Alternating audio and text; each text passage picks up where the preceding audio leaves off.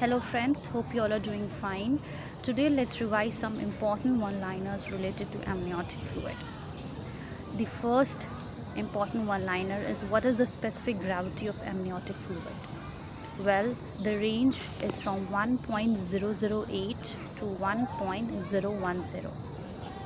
Second, what is the osmolality of amniotic fluid? It is 260 milliosmo per liter. Third, is amniotic fluid acidic in nature or basic or alkaline in nature? Now, why do we need to know whether it is acidic or basic? We are not in a chemistry lab, right? Well, we use this concept when there is a patient, a pregnant lady, coming to the emergency with a complaint that her water broke out or there is some discharge she has noticed. So in this case, how would you differentiate whether it is the amniotic fluid coming out because of the premature rupture of membranes, or it is just vaginal discharge and you can reassure her and send back home? So for this, you have to know that amniotic fluid is alkaline in nature and the pH lies in the range of 7 to 7.5. So what actually is done? There is a test called as nitrazine paper test, and if the fluid is amniotic fluid which is getting discharged due to PROM, that is premature rupture of membrane, then the paper would turn blue in color. But if it is just vaginal discharge, it's gonna be acidic in nature. We all know that what is the pH of vagina? It is acidic, and we also know that during pregnancy it becomes more acidic, right? So it's gonna be the paper will not change any color, and the original color of the paper is usually yellow, so it will stay yellow as such. Okay, now the third concept. Remember that as pregnancy advances or as it progresses, the quantity or the amount of amniotic fluid reduces, which means at term pregnancy at 40 weeks and at post-term pregnancy, that is at 42 weeks, the amount or the volume or the quantity of amniotic fluid will be less. So at term pregnancy it would be around 800 ml, and at post-term pregnancy it's gonna be around 200 ml. So now the question comes, at which week of gestation or at which week of pregnancy the amniotic fluid would be maximum? The answer is 34 weeks. 34 weeks. But sometimes instead of giving this digit, they might give you a range for confusing. So in that case, choose the range 32 to 34 weeks. Okay, now the next concept. What is the major, or which is the major contributor of amniotic fluid? Remember that during the early pregnancy, that is during the first trimester, the major contributor is maternal plasma. As the pregnancy advances, that is from 12th week to 20th week 20, the major contributor is fetal skin cells or fetal skin. Just as the pregnancy advances, that is from 20th week onwards 20, the major contributor is fetal urine. But if there is just one line question that what is the major of amniotic fluid, you will mark fetal urine. Okay, now remember that amniotic fluid is, of course we all know that it is very important for the growth and development of the fetus, but do not have this misconception that it has some nutritive properties or nutritive values or nutritive functions. Amniotic fluid in fact is made up of 99% of water. It gives no nutritive advantage or benefit to the fetus. Always keep this in mind.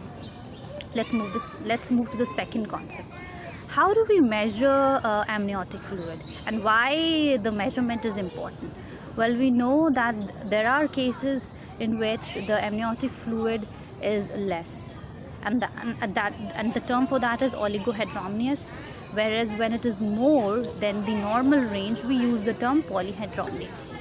Remember that moderate to severe cases of oligohydramnios and moderate to severe case of polyhydramnios, both of them are high risk pregnancy, and this is the reason why measurement of amniotic fluid becomes very important during the antenatal visits of a pregnant lady to your clinic or OPD or hospital.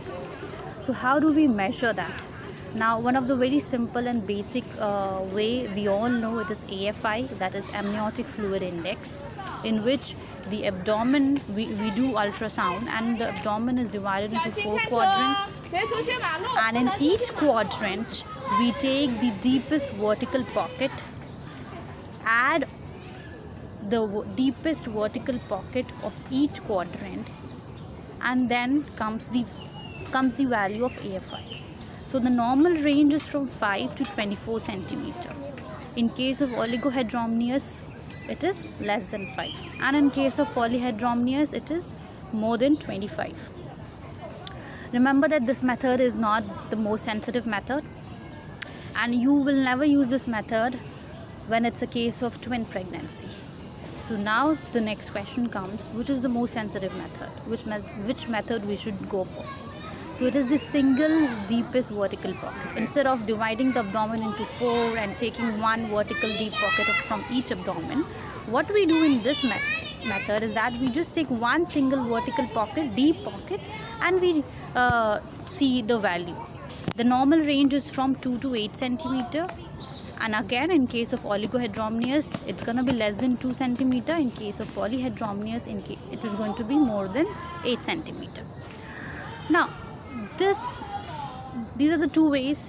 The third way is that how do you quantitatively say whether this lady has oligohydramnios or polyhydramnios? Like volume wise. What I mean to say is volume wise. So remember, in case of oligohydramnios, the amniotic fluid will be less than 200 ml, whereas in case of polyhydramnios, it's going to be more than 2 liters.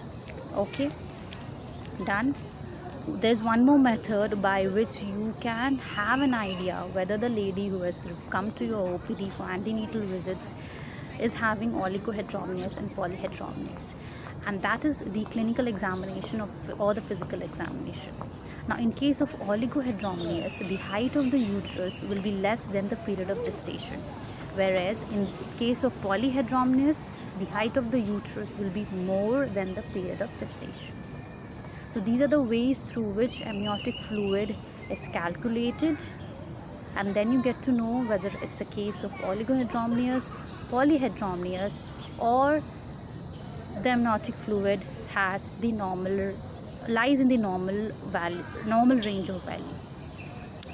Now, these are the important concepts which we have to keep in mind, because they can either come as single one-liner, or they can just give, in the form of history, in the form of a clinical case scenario. They can write this.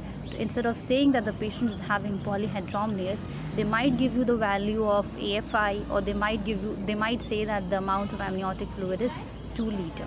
So you have to know the exact range and when to call it as oligohydramnios or polyhydramnios. So that's it for today, my friends.